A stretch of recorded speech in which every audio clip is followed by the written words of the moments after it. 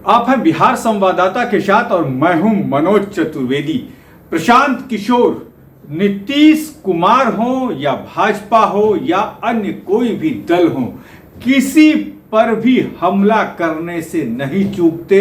अपने वक्तव्यों से सबके ऊपर सवालिया निशान और खड़े करते हैं और होना भी यही चाहिए। जी हां, प्रशांत किशोर ने आज कहा कि नीतीश कुमार की विश्वसनीयता पर ही संकट खड़ा हो गया है।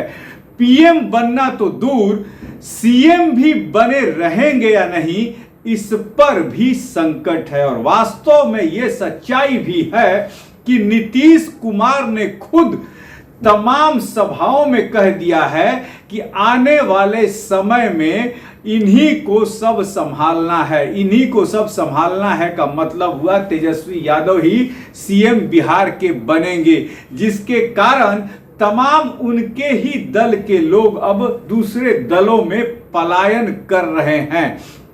क्या कुछ कह रहे हैं प्रशांत किशोर इस बारे में, आपको सुनवाते हैं। मुख्यमंत्री बन जाए, प्रधानमंत्री के चेहरा बन जाए, वो तो नीतीश कुमार का मतलब ऐसा है कि बिहार कोई नीतीश कुमार की जागीर थोड़ी ना है जिसको अपना चेहरा बनाना है दल का बना दे।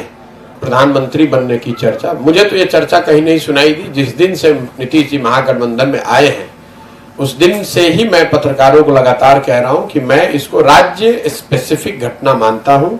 नीतीश जी की क्रेडिबिलिटी आज के तारीख में ऐसी नहीं है कि उनके बारे में बिहार प्रधानमंत्री बनना तो छोड़ दीजिए, बिहार का मुख्यमंत्री बने रहने के लिए उन पर संकट है। कहीं कोई चर्चा नहीं है, कहीं कोई प्रयास नहीं है। ये चर्चा कौन सुन रहा है मैं तो नहीं जानता हूं। जहां तक दूसरी बात है वो ज्यादा महत्वपूर्ण है। उन्होंने कहा कि 25 का चुनाव तेजस्वी जी के नेतृत्व में लड़ा जाएगा। तो मेरी मांग ये है, मेरा सुझाव भी ये है कि भाई 25 तक इंतजार करने की जरूरत क्या है।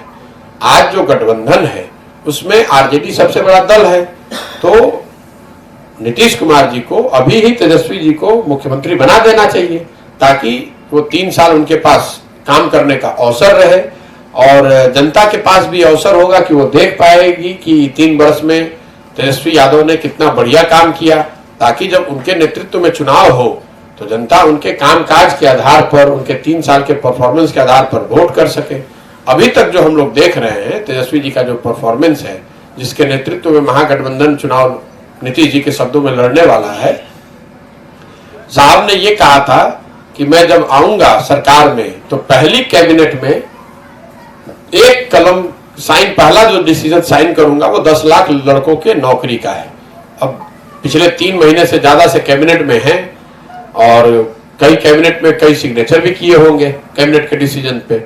मैं ये सोच रहा हूं कि 10 लाख नौकरी वाला जो डिसीजन था, मतलब कलम टूट गई है या स्याही सूख गई है, ये तो नीतीश जी और तेजस्वी यादव ही बताएंगे। देखिए, ये झूठे वादे करना और लोगों को भ्रम में डालकर वोट लेना, इनकी ये पुरानी फितरत है।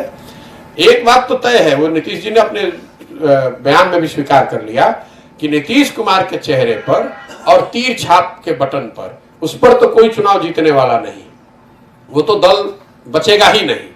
इसलिए नहीं बचेगा कि नीतीश कुमार ने स्वयं ही मान लिया कि भाई हमारे चेहरे पे तो अब एक वोट मिलने वाला है नहीं।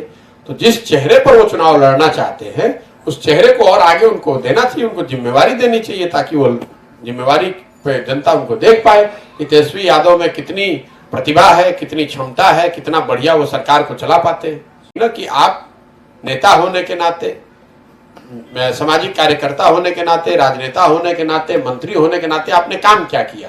और प्रशांत किशोर यहीं नहीं रुके, उन्होंने 1600 करोड़ रुपए के एम्बुलेंस घोटाले पर भी बात की, जो जहानाबाद के जो सांसद हैं जदयू के, उनके रिश्तेदारों के मार्फत हुआ है 1600 करोड़ रुपए का घोटाला। उन्होंने ये कहा कि जदयू और राजद जो हैं वो बिहार को लूटने पर लगे हुए हैं। उन्होंने कहा कि जदयू और राजद बिहार को लूट रहे हैं और यदि मैंने मुंह खोल दिया तो इनके पैजामे का नाड़ा खुल जाएगा। जरा देखिए नाड़ा किस तरीके से खोल रहे हैं प्रशांत किशोर।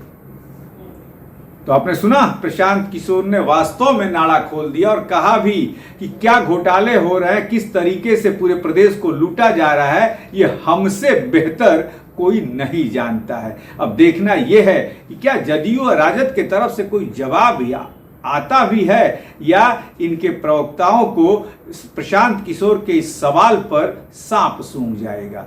आप बने रहिए हमारे साथ। नमस्कार।